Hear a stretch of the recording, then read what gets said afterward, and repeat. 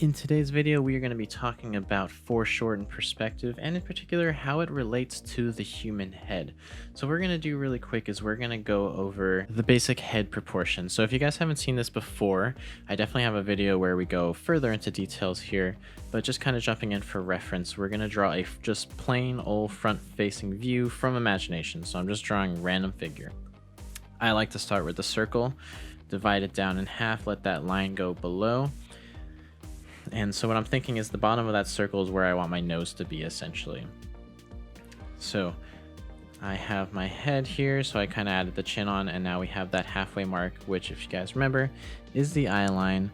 And I'm just going to draw on a few details here. I'm just going very basic, straight lines, very sharp edges. Nothing really detailed here because we're not thinking about the details too much. We're going to be looking more at the foreshortened perspective here in a second.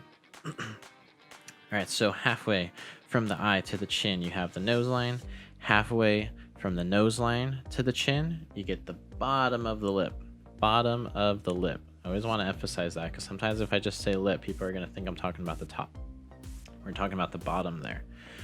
All right, so then from here, what we want to look at is we can start looking towards the top of the head, and we can take some measurements from here as well. So to find that hairline, what I did was I took the length from the eye to the bottom lip, and then I just moved that chunk up. Okay. Similar, I took the length from the nose to the bottom of the lip, or you could take the length of the bottom of the lip to the chin. They're both the same length. You take that space, you move that up, and that gives you the eye to the brow.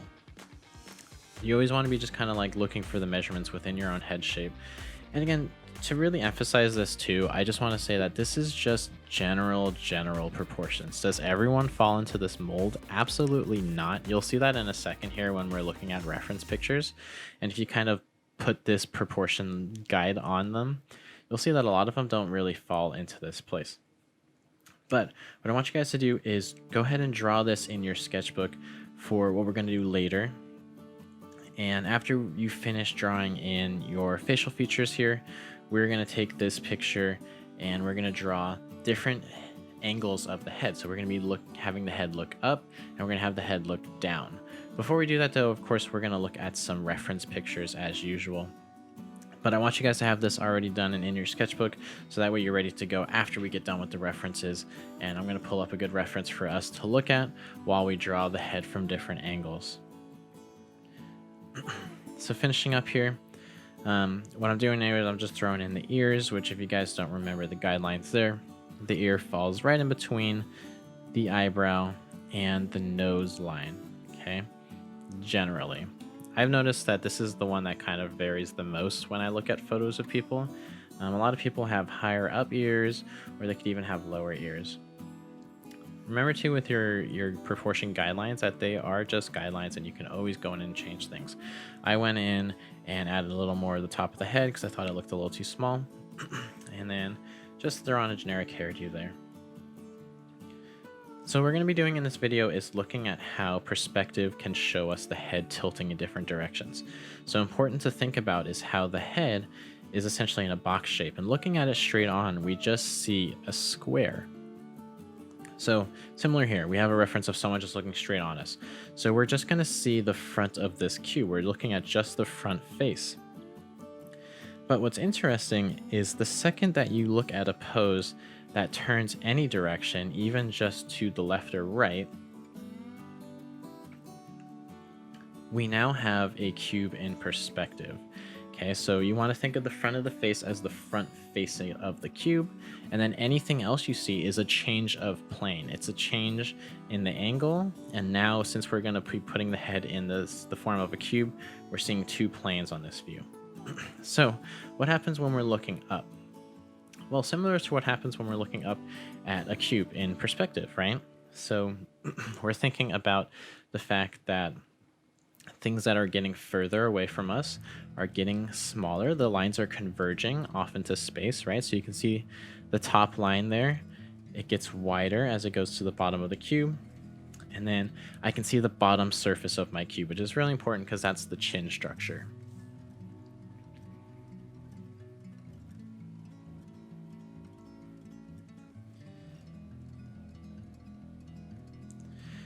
All right, so even when we have angles like this where the person is looking up and also away from us in a different direction, you still have that cube shape within there. So it might take a little figuring out here, but we want to go in and just kind of see this as a basic cube shape. So how can we figure that out?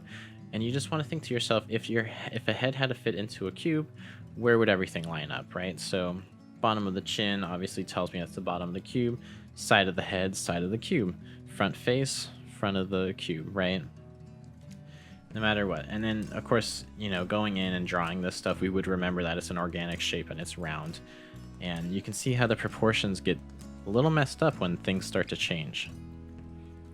So here we have a really good pose of someone looking dramatically down, almost completely down to the point that we only see the top of her head, but we do see a good amount of her face. Her bangs are covering a lot of it for sure, but what I do want to point out is things of like, you can see that her nose is literally making contact with her chin. This is what happens in foreshortening poses. Things that naturally don't look this way when we're looking at it front on suddenly become very different when the face looks down or up. All right, so even something as subtle as this, we can go ahead and find our cube shape. So generally what I'm thinking about when I think the front of the face too is somewhere around where the brow ends is going to be the end of the front of the face, and then after that is where I'm going to assume that the face starts to change planes and you start to see the side of the face or the cube. Here we have a subtle amount of the bottom of the cube as well, because she is looking up from this picture. So again, we're just using perspective as a tool to help us remember that in these planes of motion, in these foreshortened poses, we do want to make sure that our cube is tilting and the perspective on things is changing. All right, so here I just wanted to kind of demonstrate too where the actual plane of a face would change here. It would go around the eye socket and you'd have a little bit of a different variation there. And I was doing this just to kind of reference that the cube that we're drawing is something that the face should fit within, but not something that the face is constrained to, if that makes sense. So you're drawing a cube to remind yourself that you can see the top or the bottom of the cube and not just the front of the cube. It doesn't mean that the face has to be stretched out all the way to the proportions of whatever cube you drew. So you just want to keep that in mind too. This is just going to be a helpful guide for like what to do when you want to draw a character who's looking up or down and you might not have a reference available. So it's really good practice for when you're trying to draw from imagination or when you're trying to really fill that sketchbook. All right, so now that we have looked at some of those examples and kind of broke them down into what they were in a box shape, right? We're going to look at this as our overall guide for the reference today. That's going to help us draw. So now we have our front-facing figure that we drew in the beginning of this video. So that's going to be very similar to this picture right here. If you guys do want to copy this model, by the way, you can copy her. I'm going to go back to my original drawing and keep drawing that figure, but it's completely up to you if you want to draw this female figure. The ones that we're going to be paying attention to today is we're going to have this looking down pose, this one here, and then we have two looking up poses. The first one being this one, and then the more extreme angle of this one. Obviously you have images that are to the side and looking up in a specific direction, but to keep it simple today, we're just going to focus on the front facing looking up and down views. All right, so zooming in here, let's do a little breaking down just so we have an understanding. So this is going to look just like the figure that we drew in the beginning, right? Which we can go back and take a look at real quick here. So just like we have our figure here where we know that the halfway point is right here at the eyes, and then we have everything broken down into these sectors right here as well, right? So now looking at a reference right here, we have our front facing view, right? Where you can see that if we cross over about the eyes right here, it's going to be the halfway point from here to the chin and from here to the top of the head. Similarly, we know that if we come down here and we cut this shape in half, it's going to give us about the approximate where the bottom of the nose is and where that chin starts. And then of course, if you come in again and cut this shape in half, it's going to give us roughly about where the bottom of the lips are. And if you take the space of either this or this, and you move that up, it'll give us right here the same gap size right here for the eyebrows. And then we know the space from here to here. If we just move it up to here, will give us the top of the head, which will land someone right there. And then if you guys want to find where the hairline starts, on average, you can take the shape from this line to this line. So about that much space, and that should give you the hairline. So we already went over this in the beginning of the video. Why are we going over it again? We're going to move to the other reference now and see how these lines of proportions that we know don't line up once the head becomes into different perspectives. So looking at this down photo, for example, so naturally we know that if we were looking at someone straight on, that the bottom of their eyelid or somewhere around their eye would be the halfway point of their face. But if I take that line here and we draw that line in, you can clearly see that the distance from this line to the chin is much shorter than the distance from the line to where the top of the head is. So this is where it's important to understand the idea of a cube in space, such as in perspective. Now, while I mentioned that we're not going to get too involved with things like the horizon line and stuff, we just want to remember some key facts, such as there is going to be a horizon line or a vanishing point in the distance, so that would keep this square tapering. Similar that there would also be a vanishing point somewhere all the way down below. So just keeping that in mind, we're not going to go too crazy technical here, but you also want that same tapering effect to take place on the bottom of your cube as well. So now we know we have an object in which our face has to fit in between, and that's how we're going to start using perspective to understand these foreshortened head poses. So I just wanted to take a second before we start drawing this pose too to kind of break down its proportions as well, so you guys understand how when a face changes, its proportions change with it. So you guys can see here, I made a line from the top of the ear and over to into the forehead. You guys can see how usually the proportion would be that the top of the ear matches with the eyebrow, but because her head moved down, her chin went closer to her chest, the ear is now lining up with the hairline. If we go halfway down, we do get the eye line a little bit there, so that's almost similar. And then of course we have the chin. Halfway from there we get the nose, but not the bottom. And then halfway from the nose to the chin, we do get the mouth again.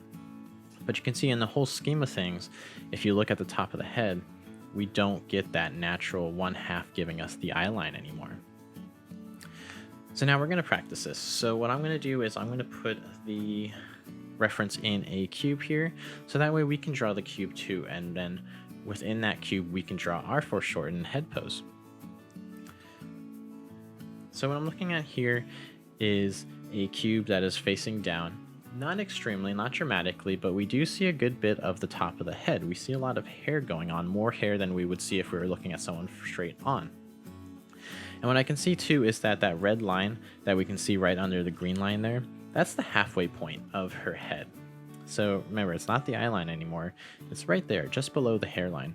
So if I mark my square using that perspective tool of creating the X, which lets me know where the center of any object is, right, as long as it's a square shape, and I just put a line a little bit above that, that's where I'm going to assume the bend of my cube is, where it changes planes, and then that's what's going to give me my cube shape that I'm going to try to keep within the constrainment of the original box that we drew our front-facing figure in. So I'm going to start adding some of the proportions that I added to the picture reference. And then I'm going to go in, lower this down so we don't get too distracted by the guideline there. And I'm going to draw on my figure. So very similar to how I would draw a figure facing straight on, I'm always going to start with the kind of oval shape. That's my preference. If you guys see a different shape, I definitely encourage you to go for that. This is just what makes sense to me, and I don't want that to be something that means you guys have to do that. I just kind of like to throw in the oval shape. You guys will see as I do all of these drawings, I go super sketchy, and then I just fix it at the end. One thing you want to think when the head looks down is that everything is kind of steering away from us. So now you're going to get kind of like these really wide U shapes that start to give us the detail of the features. So the eyes almost look as if they're looking down, or that they're closed, right? As if you were drawing a figure with closed eyes. Same with the eyebrows. The eyebrows almost start to cover up the eyes a bit because the brow sticks out and the eyes are a little bit in the head, right? So they get a little closer to each other too. Same with the nose, way closer to the chin. And then the nose is almost covering the mouth, right? So we only see a little bit of the piece of skin that happens in between the nose and the mouth there. Because remember, just like if we were drawing a city building where the windows are going way off into the distance, these facial features are disappearing from us. They are now going onto a different plane of motion. Get in the hair there. I'm just trying to make mine seem a little similar to the figure up top, but obviously I'm taking a lot of guidelines from the reference, so they're going to be mixed. All right, so now we look at our extreme pose here. So she is really looking down in this photo. So one thing you're going to notice here is that this kind of just worked out this way. It's not the way it's always going to work out, but her hairline to the chin and then her hairline to the back of her head actually happened to be a natural halfway point in this picture. Pretty convenient. What I want to emphasize too is because we're almost looking at the top of her head straight on, there's not going to be so much perspective skew there, right? So what you can think of if you're thinking in terms of perspective is that the vanishing point is way off into the distance, as opposed to the vanishing point that the chin is going to, or I should say the top of the head that starts to lead down to the chin. That vanishing point is closer to us because you can see that those lines are almost converging when they connect to the chin. So breaking it down here a little bit, looks like in this reference, hairline to the chin is the eyebrow, halfway of that is about half of the nose, and then halfway of that is the bottom of the nose actually, so no mouth line guideline involved in there. So what I did is I took my original rectangle, cut it in half, and then I just kind of emulated what I drew over there in green on her head, thinking of the perspective lines, right, that I just talked about. So we have really converging lines for the bottom half, not so converging at the top. Now I'm going to fill this in with my oval shape. This is going to look like an anime character at first, but I swear it's going to turn into a foreshortened pose. Drew it in kind of like an egg shape, as you guys can see. Really thin on the chin, really wide at the top of the head, but right now naturally it's kind of looking like a head shape. But here I'm going to throw in some of my proportions. So I'm remembering from that halfway line, the hairline, if you guys remember, or just above the hairline technically, it's going to give me my brow. So just like I mentioned that the brows are going to kind of start and then they're going to U up, or they're going to kind of bow up towards the top of the head in the previous picture, same thing's going to happen here, but even more dramatic. We're going to have the nose much closer to the chin here, really sticking out, almost creating kind of like a diamond-like shape. And then the eyebrows covering quite a bit of the eye, but you do still see the eye poking out a little bit there, again creating that U shape. So I'm just kind of carving into my original drawing here and creating that shape. You see a lot of the forehead taking over dominance here. We're seeing more forehead essentially than we are seeing facial features, which can be something that's really weird to draw at first. So if you guys aren't used to this and you're not liking the way it's coming out, it takes some time to kind of let yourself understand why things are looking different. So another thing, as people look down, their ears get higher. This is very weird to draw. We're drawing someone's ears essentially all the way on the top of their head here above their forehead. But it's just kind of how it happens in perspective. And then of course their shoulders are higher as well. Alright, so looking at this pose here, we have a slightly looking up pose. Kind of wish she was looking up a little more, but we're going to work with this one. So in this cube shape, what we're looking at is primarily the front-facing view, not so much of the bottom here, but that's okay. So we do have a bit of distortions going on. You really want to kind of focus on the fact that we're not seeing too much of that chin shape, And then the proportions here that we're going to break down for the facial features is halfway is about the ball of the nose. So right where your nose kind of bends around the corner there. And then halfway of that, we have the middle of the mouth. Okay, so not the bottom, the middle of the mouth. And the brow line is the halfway point from the nose to the top of the head. So only guidelines I really need, I can kind of fill in everything from there. So I'm going to give myself that below the cereal box kind of look. And again, I'm just kind of pointing out there that you can really see that there's not such a dramatic taper at the top, but a really dramatic taper at the bottom, showing me where my perspective is, right? So right there, I was looking for the halfway point in perspective. So if you guys remember, when an object goes enough into perspective, you draw the X, it gives you the halfway point, right? But when I was doing the proportions on the actual reference picture there, I didn't use the perspective guideline to find it. I was just kind of using the visual halfway point. So I got rid of that, but I did use it to find my vertical center, which is important too. So for the looking up head shape, what you're going to really see in these is a pretty dominant egg shape, even in the extreme looking up picture that we're going to get to next. So egg shape being bigger on the bottom, smaller on the top. Now, this can be something that's unnatural to draw because generally when you look at someone, you think their chin is smaller than the top of their head. You probably don't even think that. That's just something you kind of instinctively know. But again, what's happening is that we are looking at a pose at a different angle. So if you remember in the previous pictures where the forehead was getting bigger, or the top of the hair, we were seeing a lot more hair, much bigger than the chin shape.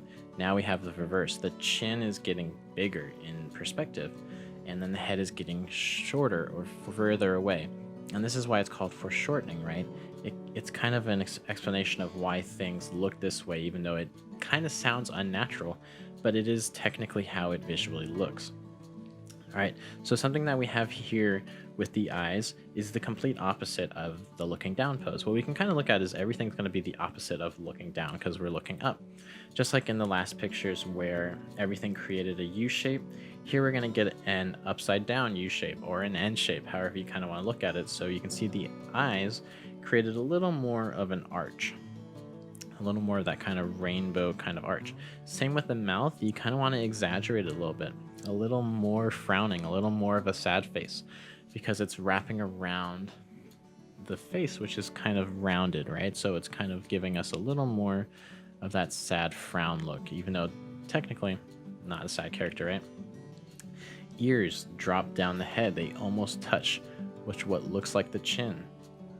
So you can see the top of the ear is actually lining up with the nose, actually, where, you know, usually in the typical front-facing view that you can see below, it lines up with the bottom.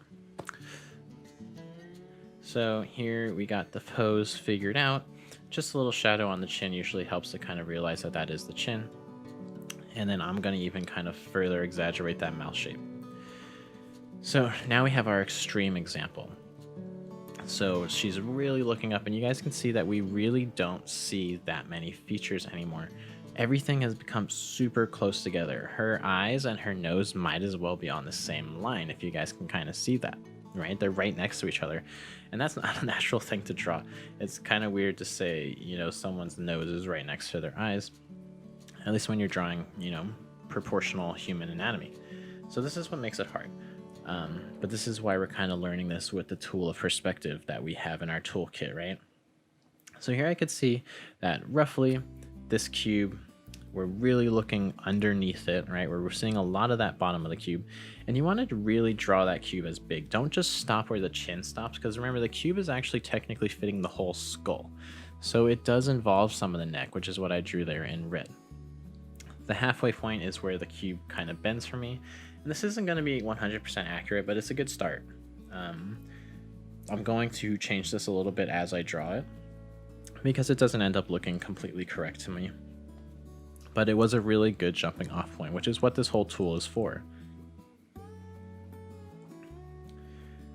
A couple other proportions you can see here as I kind of draw my shape over here.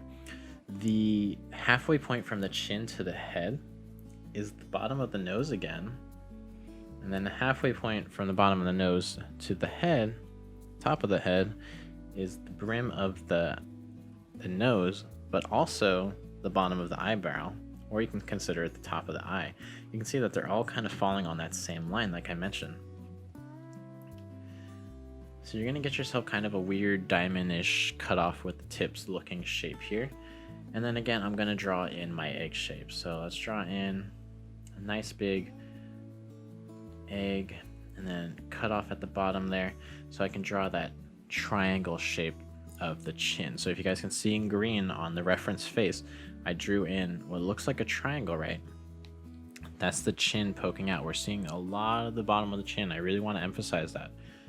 That's one thing that's going to make this really look like she's looking up. So just a rough shape there. We're going to go in and figure out some of the face details here. So I'm going to find my halfway, half that, half that. This is always a tool to use, guys. If you have references and you don't think something's looking right, just try to figure out what's the half of this and what's the half of that. You can always cross-reference your picture. It's a really handy tool. So I'm gonna draw my nose in here. We're looking completely at the bottom of the nose. We're just looking straight up this person's nostrils, okay? Don't even try to make it anything that it isn't. You don't see any of the bridge of the nose, so don't even draw it in there. And then right next to the nose, we see the eye shape, really looking for that arch here. And what I'm drawing is actually the cheek cutting in front of the eye. Because if you look at the picture close enough, you can see that that's what's happening. And it's because the cheek protrudes out, right? Our eyes are kind of sunken into the eye socket, and the cheek protrudes out. The cheekbone comes out. So it's cutting in front of the eye shape a little bit. I'm exaggerating it a little bit here, but it works for the point of storytelling in terms of I'm trying to tell you that this person's looking up, and I really want to emphasize that. All right, so I have the mouth shape here. A little bit of an opposite thing of what you're thinking here is usually people have a bigger bottom lip. Because we're looking at this person at such a dramatic angle, the upper lip is gonna look bigger because we're looking at a lot of upper lip here. The upper lip is what's protruding out from this angle, as opposed to the bottom lip is what's usually protruding out in most pictures. So show a lot of upper lip. And remember, it's almost connecting, if not connecting, to the bottom of the nose. Now the ears, they basically sit on the neck here. Okay, this is like, if you guys have ever seen Fairly Odd Parents, that one character where his ears are on his neck, this is essentially that same thing. And then you just fill in a few details, and there you go.